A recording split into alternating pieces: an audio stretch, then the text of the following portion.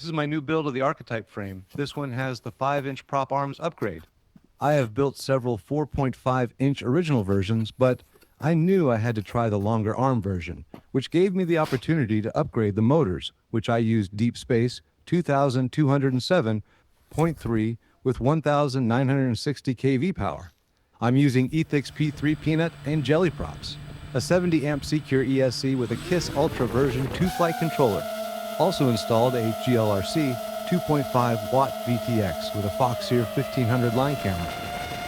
I can instantly feel how crisp this setup is. So sweet. I did several speed rips and see the on-screen display flickering, which I will try to clean up, but I did get a top speed today of 77 miles per hour. I have a Grinderino frame that also has a 5-inch variant model, and the 5-inch was so much better. For many of the same reasons, the 5-inch variant of the Archetype is that much better.